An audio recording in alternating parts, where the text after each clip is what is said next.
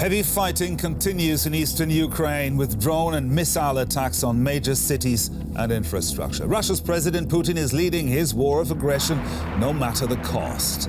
The war is bringing death and destruction to Ukraine, but it is also changing power structures in Europe. Poland and the Baltic states are gaining traction in the EU and NATO.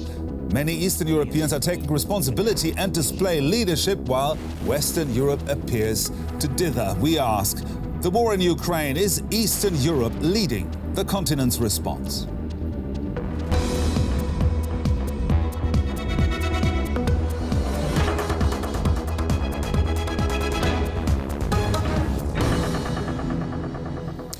Hello and welcome to The Point. Let me introduce today's panel. There's Frank Hofmann, Eastern Europe correspondent at DW. And there's Vendeline von Bredow, Berlin correspondent and bureau chief for the Economist magazine. And joining us from Bonn, another DW colleague, Roman Goncharenko from our Russia desk. And I'd like to start with you, Roman. Looking at the front lines right now, what kind of help does Ukraine need right now? Well, it hasn't changed. Ukraine still needs ammunition. It needs more weapons, heavy weapons like tanks, like long-range missiles, because we are now dealing with a de facto stalemate. Russia is trying to achieve trying an offensive in the eastern Ukraine by the city of Bakhmut, in the region of Donetsk, because Russia is trying to compensate for the defeat it had just a few months ago in eastern Ukraine and in southern Ukraine, in regions like Kharkiv and Kherson. So Russia is just trying to copy its success as of June, where it could successfully attack and occupy several Ukrainian towns there. And as the winter is coming, it's very cold, and ammunition is being used very, very fast. Ukraine needs more ammunition and more heavy weapons. Roman, as you just said, winter is approaching, and it's clear that Ukraine, of course, needs further help. The USA aside, one could see that Eastern European nations are the most important supporters right now. Is their view on this war, the view from the East, further East, is it more accurate than the Western view? Well, it's proven to be more accurate, certainly in terms of, them in particular, Poland, but other countries too, warning about Russia, about the danger posed by Russia, and us sort of until recently dismissing it a little bit as, panic and the Poles being oversensitive. They were proven absolutely right. And in that sense, I think we are listening much more to what they have to say, and we should listen much more because they were spot on. Frank, do they have, the Eastern Europeans, do they have a better understanding of Russia and of Putin? They have now, and they had before. We have to understand that Germany, as a central state of the European Union, was following a policy that totally failed. This is a political disaster for German foreign policy and economical policies that were implemented during the last 30 years after the fall of the Berlin Wall. Trade with Russia, using Russian gas, and in the same time delivering a lot of goods to Russia for keeping the fossil fuel industry running there. A lot of equipment was sent from Germany, from the German economy there. But this policy failed, obviously, whereas the Baltic states, Poland and other Central Eastern European states have exactly warned of this scenario, and of course it's naturally that the one who was right at the moment when something like this is happening, a war in Europe. Imagine the first war in Europe since the wars in the Balkans in the 1990s. It's natural, I guess, that this side that warned of this scenario has a stronger position politically, also in the European Union nowadays. But does it have that stronger position? Really, yes, Roman, please do. Just to follow up. up. I think 30 years maybe is a too long perspective to look at it. The red lights should have gone on in the year 2008 as Russia fought a war with Georgia, and at the latest 2014 with the annexation of Crimea. What Germany tried to do before maybe was not so wrong, to try to establish a new relationship with Russia, try to trade with Russia, but it failed. It failed, and it was obvious in 2014. And since then, it was a mistake by the German government to believe that they could continue more or less the same, doing business with Russia and hoping there would be no further war. That was the mistake, and this is what the countries like Poland or the Baltic states were warning about. Vendeline, many point to Angela Merkel these days as being responsible for kind of bigging up Vladimir Putin. Would you agree? Well, we are certainly rethinking her legacy. When she left last year, she left in a blaze of glory. She was seen generally as a wonderful statesman, certainly abroad, maybe in Germany, with a little bit more nuance. Yes, I mean, she certainly her support of Nord Stream 2, with hindsight, seems utterly misguided and a big mistake. In her defense, she rallied other European Union members after 2014, after the invasion of Crimea, for tougher sanctions. So it was actually her who brought the EU together. So I think she understood quite well where Putin came from. She speaks Russian, as we know. It's not that she doesn't understand Russia, but she certainly made mistakes, and I think NS2 was one. Nord Stream 2, that pipeline, was one of the biggest ones. I don't buy it absolutely, because she's arguing in the latest one of the few interviews she gave just recently. She's arguing that she argued that she bought Ukraine time to develop and to become a democracy that really can defend itself against Russia nowadays. I don't buy this really, because in the same time we have to look a little bit into the interior politics of Ukraine. Ukraine has had many different presidents. Democratically elected since the independence at the beginning of the 1990s. Additionally, they had two revolutions: the Orange Revolution, and then the people, the students of the Euromaidan were the kids of the Orange Revolution, which means there was a process ongoing, a pro-European process, a process of democratization. I want to mention the oligarchy and the corruption in this country, in Ukraine as well. I don't want to overpaint that, but as a matter of fact, here you had a development that was very much comparable to other Central European states like Poland. This not to see that as a Democrat is kind of weird to me. You mentioned Poland. There is one country in particular that has warned again and again over Putin's intention and is now at the forefront of those helping Ukraine with weapons, with aid and with political influence. Poland does what it can and more. Poland is firmly on Ukraine's side. The country is not only a hub for Western arms deliveries, it also supplies heavy equipment itself, including more than 200 Soviet-designed battle tanks. In total, Poland has supplied weapons worth almost 2 billion euros to its neighbor, more than any other EU country. The war in Ukraine must be won by the free world, must be won by Ukraine. For us, this is a prerequisite for our safety. It's all about security, another reason why Poland is a model pupil for NATO. The country wants to increase defense spending from 2.4% of GDP to 5%. In addition, the Polish military is to be increased to 300,000 servicemen and women. Poland is also at the forefront of humanitarian aid. The country has taken in the most refugees. The Baltics also support Ukraine with humanitarian and military aid. Lithuania, Latvia and Estonia want Ukraine in NATO. Is the influence of Eastern Europeans in NATO and the EU growing? Yes, let's put this question straight to you, Vendeline. Is the influence growing? Can Poland, for example, still be ignored?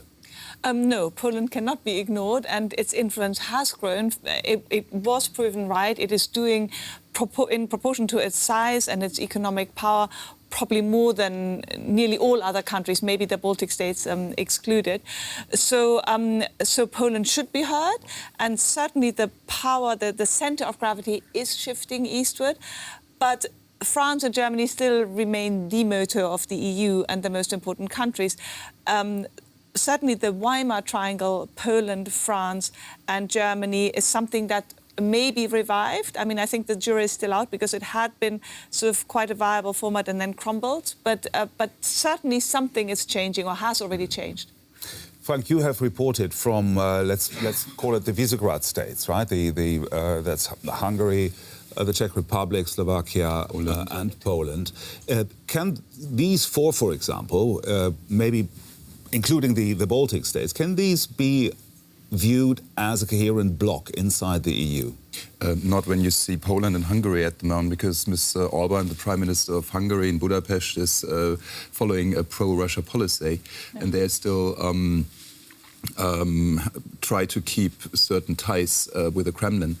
I think so there's no unity there. There's a shift between, because just before the invasion of February 24 this year, Hungary was very close with Poland because both capitals, the majorities in the parliaments were following nationalistic policy. However, this is changing at the moment. What I find very interesting is that when you go to Brussels, we had talks, final talks about a price cap on imported crude oil from Russia.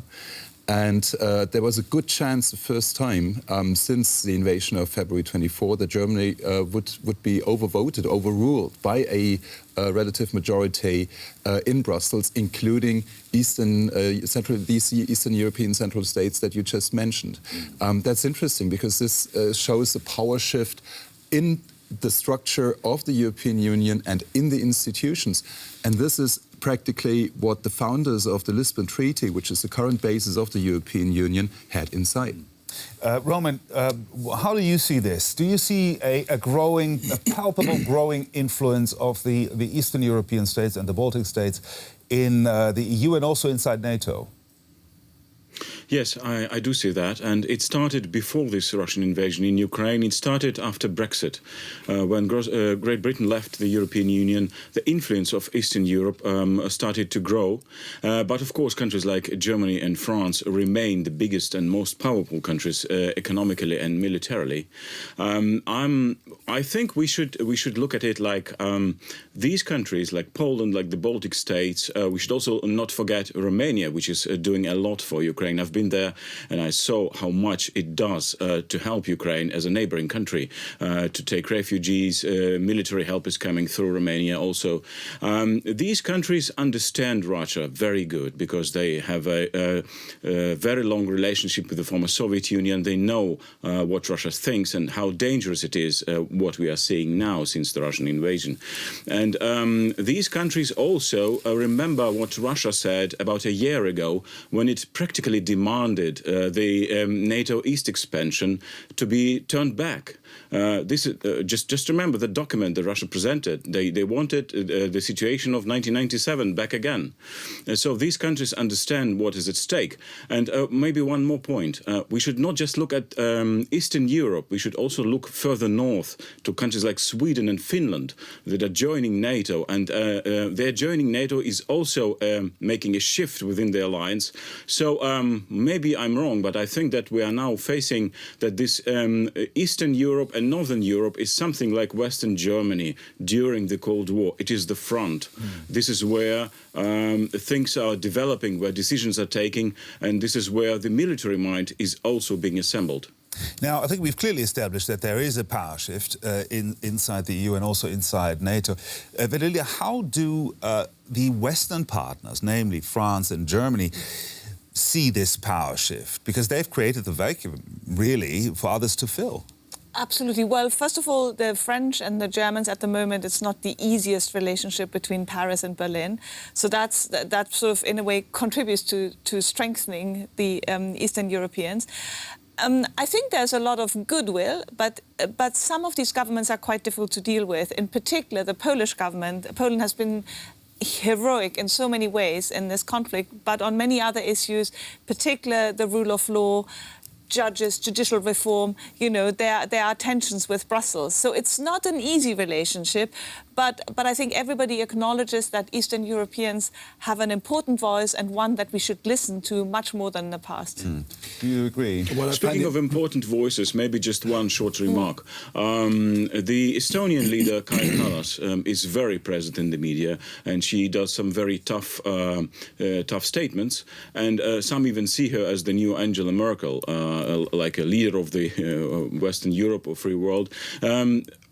Definitely she's saying the right things, but Estonia is too small a country to be very much influential. And Poland is also, for several reasons, cannot be the leader in that process. So I think it's maybe the whole region that is trying to, I would not say establish itself as a new center of power, but is trying to gain on importance.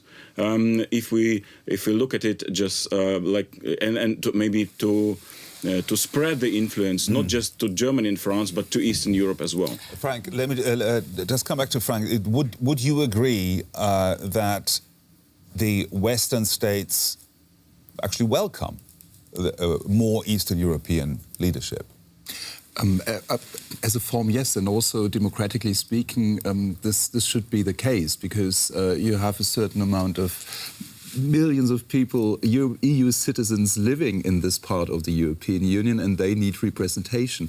Interestingly, even that we all know that Poland was criticized very rightly about juridical reform and the lack of rule of law and a renationalization process. In the same time, the public in Poland was and is utterly pro-European. More than 60% in just recent opinion polls said, no, we want to be in the European Union and we want to play a role here. So from a political, democratical view, we are in a normalization process at the moment, in my opinion. Yes and no, because, I mean, all this is conditional on also the Eastern Europeans playing by the rules. So, the rule of law and democracy is important. So you can't say, well, we want to be more important and we want to get lots of subsidies from Brussels, but we do a little bit, with our judiciary and the media, the freedom of the media, we can do it our way. I mean, there has to be a two-way street. I agree with you at this point. However, I also think that there are a lot of Poles, citizens of Poland, who are wondering why the European Union and the institutions as such are not doing much more against these type of policies. And I think here we have to go back to the state where we are in the European Union. In the European Union at the moment, we are working on the basis of the Lisbon Treaty, and obviously this treaty is not made for the 21st century, as we see now. Because there are not many forms and capabilities of the EU institutions to intervene. And when I say normalization, that also means that we get this democratic power from these Central Eastern European states to have their word. And I expect that we will have changes in the structure of the European Union very soon, in particular when it comes to majority vote. At the moment, there has to be anonymity when it comes to foreign policy issues in the Council. This will change very soon, also with the help of the citizens of countries like Poland. This is how I'd put it. Okay, I'd like to come back to the war in Ukraine there. 1 billion euros to get Ukraine through the winter. That was the pledge of the donor conference in Paris on Tuesday. That's an impressive result. But Ukraine has had enough pledges of help, with temperatures below zero and infrastructure shot to pieces. Ukraine says it needs results, and fast, and not more promises. We will continue to support Ukraine for as long as it takes. Since the very beginning of this war, we worked very hard together in order to help Ukraine to resist and to be resilient. And we, the European Union, stand here by them in these very difficult times as long as it takes. Hardly a week goes by without new pledges of aid being made to Ukraine. For the plight of the people is growing. Destroyed schools, factories and hospitals, and a repeatedly failing energy supply in the middle of winter. Moreover, the country lacks more than money, equipment, weapons, and concepts for peace. The EU, however, seems leaderless. The once Franco-German axis is no longer a pillar of support. Instead, the heads of Europe's two largest economies are trying to go it alone, thinking primarily of national interests. Is power shifting in the EU? I'll put that to you again, Vendeline. You've mentioned that the relationship between Paris and Berlin is not great at the moment. For years and years and years, there was nothing to be done inside the EU without the support of France and Germany. Is that changing? No, I think that'll continue to be the case. They're too big, those two countries, if you just even look at their population.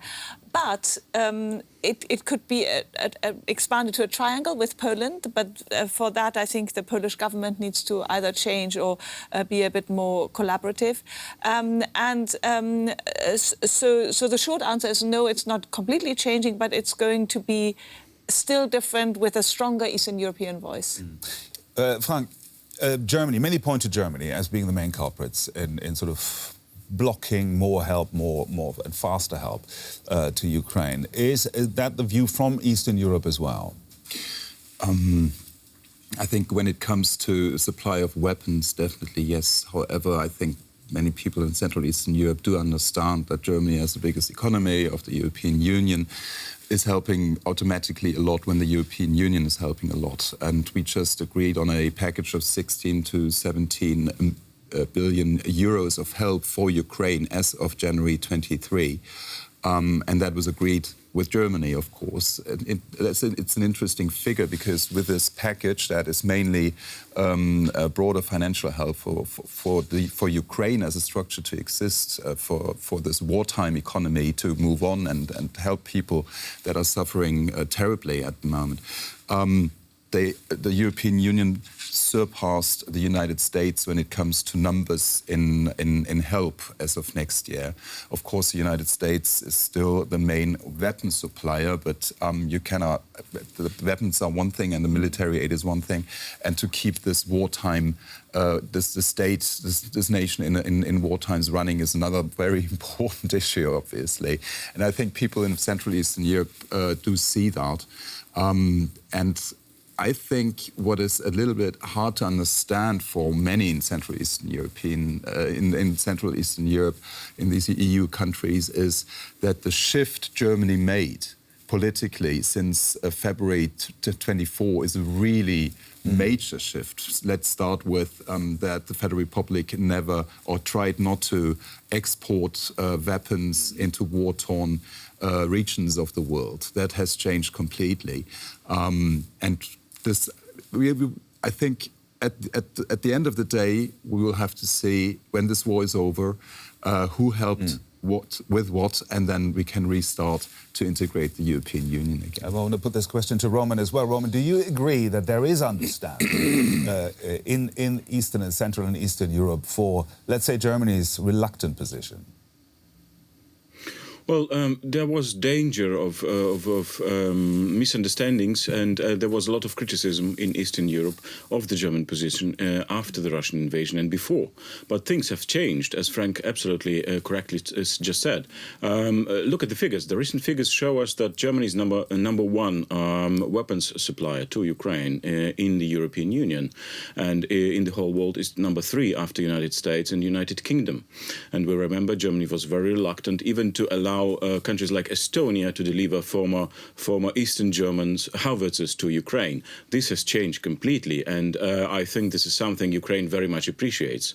The thing is, though, from the Ukrainian point of view, Ukraine very much appreciates all help that is getting from the West and from Europe, militarily, economically, humanitarian help, millions of Ukrainians here in Europe. But the thing is very simple from Kiev's point of view.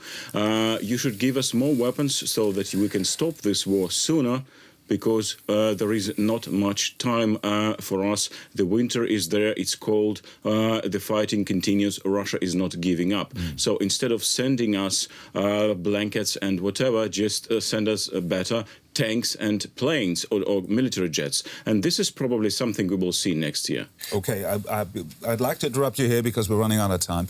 I'd like to go to the final round and to establish is power really shifting inside the EU, inside the EU and inside NATO, and where does it shift to? It is shifting. It's shifting eastwards. I think it's a permanent shift, but still. You think it's got to be permanent? Oh yeah. Yes, I think. But Germany and France will still remain, for the time being, the motor of Europe and the two most important countries. Do you agree? I agree when it comes to the shift militarily, because this containment of Russia will have to go on, which means that Eastern Europe and the Central Eastern European EU states will be on the front line for a long period of time. And you agree that will be permanent? For the time being, yes. Okay. Semi-permanent. Roman, what's your take? Yes, in short, it is shifting and it's a good thing. Okay, that was a very brief final statement there from Roman. I'd like to thank my panel here in the studio. That's it from us for today. I hope you enjoyed our discussion. We're curious what you think, so let us know. If you're watching on YouTube, leave your comments right down below. Also hit the subscribe button and do share this show with your friends on social media. Thanks very much for watching. See you next time. Bye-bye.